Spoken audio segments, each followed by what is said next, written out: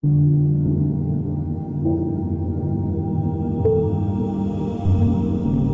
a clear, detailed, and practical analysis of the escalating conflicts to address rising insecurities. I'll include root causes, effects, and responses that are realistic, strategic, and actionable. If you are seeing me for the first time, that means fate has brought us together. Like, share, subscribe, and follow for more. Escalating conflicts in Sudan, DRC, and the Sahel. These regions have become epicenters of instability in Africa, driven by weak governance, ethnic tensions, economic hardship, competition over resources, and the spread of armed groups. 1. Overview of each conflict situation. Sudan. The security crisis stems from a power struggle between the Sudanese Armed Forces, SAF, and the Rapid Support Forces, RSF. Civilian governance has repeatedly broken down, culminating in armed clashes that have displaced millions and destabilized the region. Democratic Republic of the Congo (DRC) conflict in the eastern provinces, especially North and South Kivu and Ituri, is fueled by armed groups, competition over minerals, ethnic rivalries, and weak state presence. Groups such as the M23 and numerous local militias continue to perpetuate violence. Sahel region, Mali, Burkina Faso, Niger, Chad, etc. A combination of militant Islamist insurgencies, coups, state fragility, and climate pressures has pushed insecurity to record highs. Extremist groups like jihadist factions linked to Al-Qaeda and ISIS are active, and military rule in some states has weakened democratic accountability. Underlying drivers of insecurity. Across these regions, the problems share common root causes. 1. Weak or illegitimate governance. 2. Ethnic and communal divisions. 3. Competition over land and natural resources. 4. Economic deprivation and unemployment. 5. Proliferation of small arms. 6. Climate change pressures, drought, food scarcity. 7. External interventions and geopolitical rivalries. 8. Lack of access to justice and accountability for abuses. 15. Strategic solutions to rising insecurity. 1. Strengthen democratic institutions. Robust parliaments, independent judiciaries, and accountable governments reduce the likelihood of coups and conflict. Example, constitutional reforms that enforce term limits and fair elections. 2. Inclusive political dialogue. Facilitate peace talks that include all stakeholders, opposition groups, civil society, ethnic representatives, and women's associations. Example, Sudan's comprehensive peace agreement model. 3. Reinforce civilian control of security forces, depoliticize the military, and integrate security institutions under civilian oversight. Outcome, reduces coups and military splintering. 4. Professionalize and reform security forces, train police and army units in human rights, peacekeeping, and community protection. Build trust between civilians and security personnel. 5. Promote transitional justice and accountability. Set up truth commissions and war crimes courts to address past abuses and deter future violations. Impact builds legitimacy and reduces cycles of revenge. 6.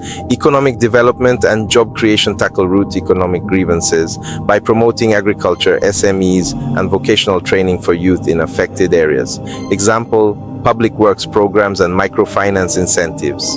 7. Resource sharing mechanisms. Establish equitable management of natural resources, minerals, oil, grazing lands, with transparent revenue sharing. Result, reduces competition that fuels conflict. 8.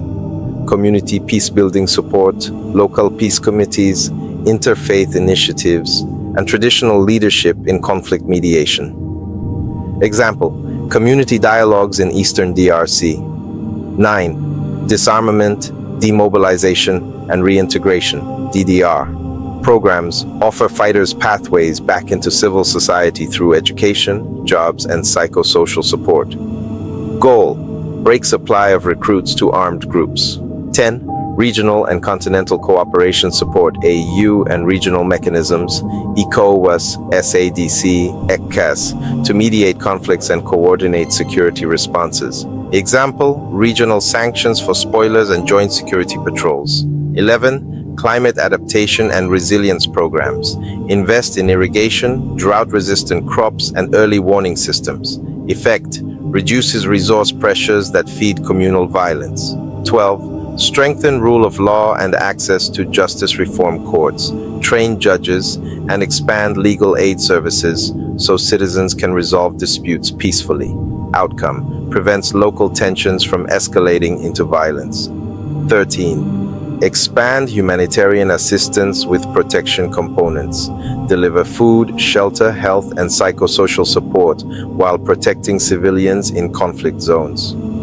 14. Counter radicalization and civic education support programs that build critical thinking, educate youth on risks of extremist ideologies, and strengthen national identity. 15. Boost women's and youth participation in peace processes, support leadership training, inclusion quotas, and economic programs for women and young leaders. Why it matters? Studies show peace agreements are more durable when women and youth are meaningfully involved. How these solutions fit? Each region solution, Sudan, DRC, Sahel, inclusive dialogue, security reform, partial, important, critical, DDR programs needed, ongoing, early stages, economic jobs, imperative, urgent resource governance, high climate adaptation, high priority, legend, already in progress. Partially implemented or stalled, needed, limited focus. Not a priority yet, final notes for implementation. To be effective, these solutions must be locally owned, driven by people on the ground, not imposed externally. Multi-sectoral, combining political, economic, social, and security reforms, sustained and consistent. Short interventions won't stop long-term conflict. Measured for impact, with clear indicators and accountability. Conclusion. The conflicts in Sudan, DRC, and the Sahel are structural, interlinked, and complex, but they are not intractable. With inclusive political processes, strong institutions, economic opportunities, community trust, and regional cooperation, it is possible to reverse the trajectory of insecurity. If you are seeing me for the first time, that means fate has brought us together. Like, share, subscribe, and follow for more. I am Charles Sawotu. I want to let you know that everything I'm saying here is for the betterment of the youth, and I believe in youth being able to get their acts together and become something in life. Life is good if at the youth level everything can be put in place. Proper guidance, proper discussions, and well-planned youthful life, and everything will be fine.